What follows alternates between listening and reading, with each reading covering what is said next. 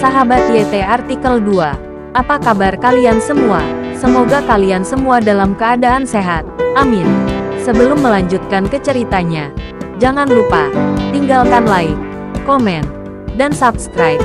Karena dengan like dan komentar kalian, yang semakin membuat admin semangat mengupload lanjutan ceritanya.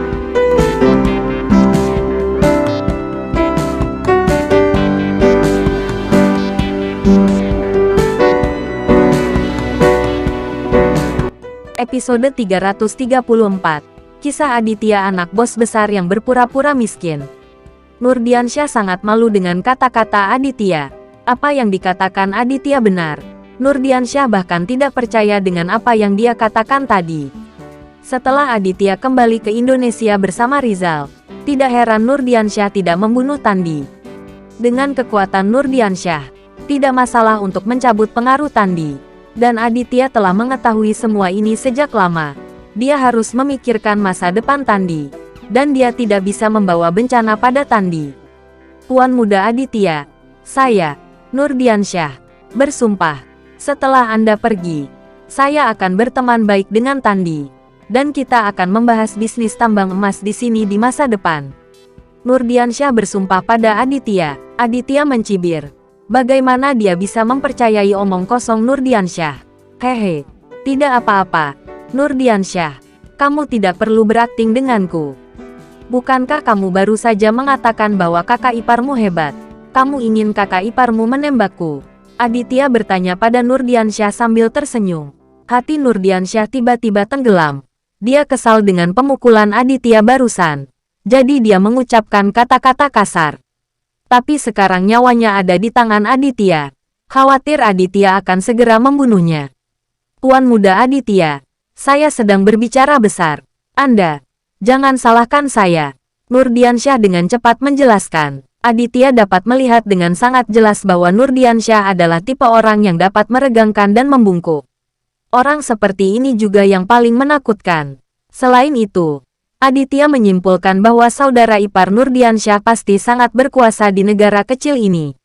Karena dia ingin membantu Tandi menghilangkan kekhawatirannya, dia harus melakukannya secara menyeluruh. Aditya sekarang tertarik pada saudara ipar Nurdiansyah. Kamu segera telepon kakak iparmu dan memintanya untuk datang. Dan aku ingin berbicara dengannya. Aditya berkata kepada Nurdiansyah dengan tenang. Ketika Nurdiansyah mendengar ini, dia benar-benar bertanya-tanya apakah dia salah dengar. Apakah kamu sudah tidak sabar menjalani minggu ini? Beraninya kamu memintaku menelepon kakak iparku. Sial. Sesuatu yang tidak tahu bagaimana hidup atau mati. Ini yang kamu minta. Nurdiansyah diam-diam bersukacita di dalam hatinya. Dan bertanya kepada Aditya. Tuan Muda Aditya, apakah Anda benar-benar ingin bertemu dengannya? Jangan bicara omong kosong. Segera telepon dia. Aditya berkata dengan suara yang dalam. Nurdiansyah sangat ingin melakukan ini.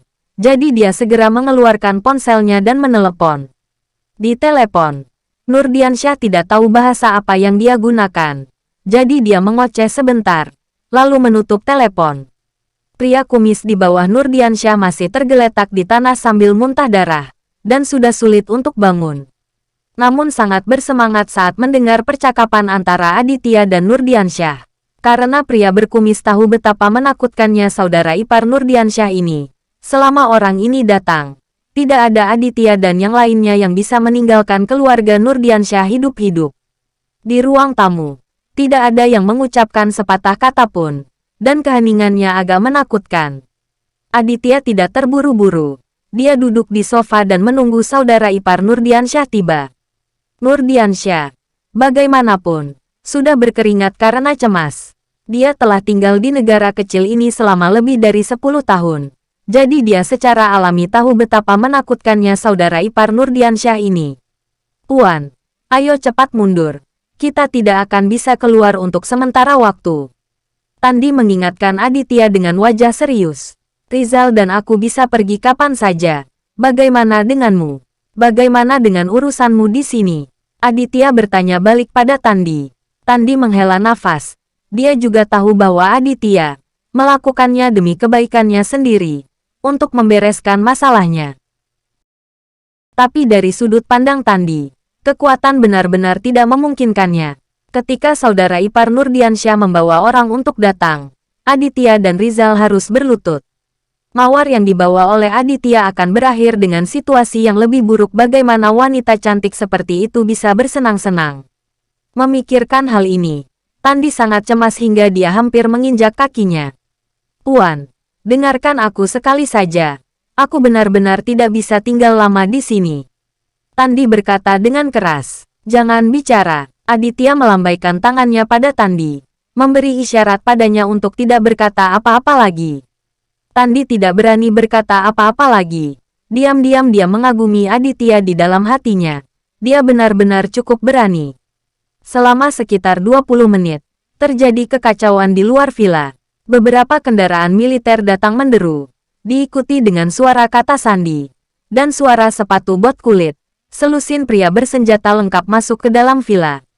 Orang-orang bersenjata ini mengarahkan senjatanya ke orang-orang di ruang tamu. Dan kemudian seseorang berkamuflase tempur masuk dengan wajah muram. Begitu orang berwajah Eropa ini masuk, Nurdiansyah langsung menunjukkan keterkejutan di wajahnya.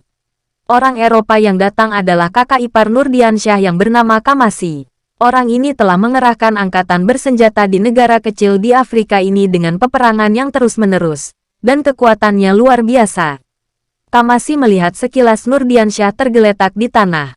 Pada saat ini, Nurdiansyah dipegang di leher Mary dengan pedang lembut, dan dia bisa kehilangan nyawanya kapan saja. Melihat kakak iparnya diperlakukan seperti ini, Kamasi langsung naik pitam.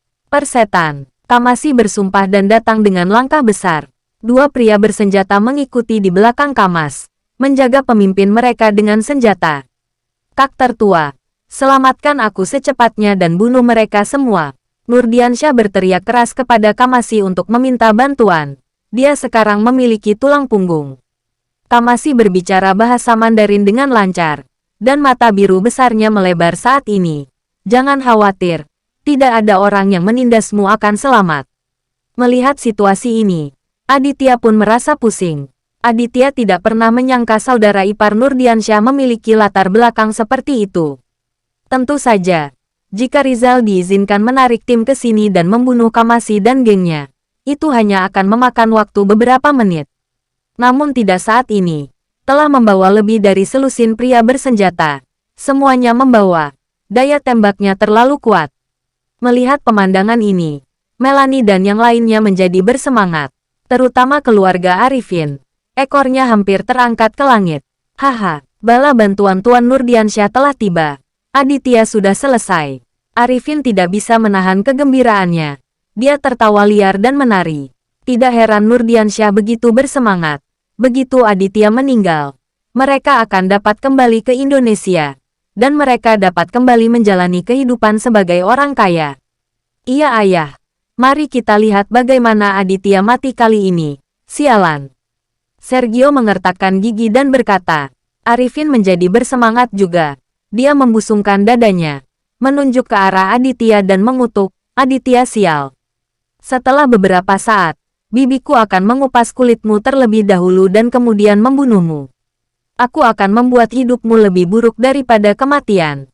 Setelah keluarga Sergio berteriak-teriak, akhirnya Winoto dan Mulyadi pun mulai mengerang sambil menunjuk ke arah Aditya dan omelan yang sangat jelek. Baru saja sekelompok orang ini masih berpura-pura menjadi miskin di depan Aditya, tetapi sekarang mereka secara kolektif mengubah wajah mereka. Aditya mengerutkan kening. Dia sudah lama tahu bahwa bajingan ini berubah-ubah, tetapi dia tidak menyangka akan mencapai tingkat yang tidak tahu malu. Melanie sangat bersemangat hingga matanya berbinar. Dia merasa Aditya sudah hancur hari ini. Jika Aditya dapat bertahan dalam situasi ini, maka dia masih hidup, bersambung.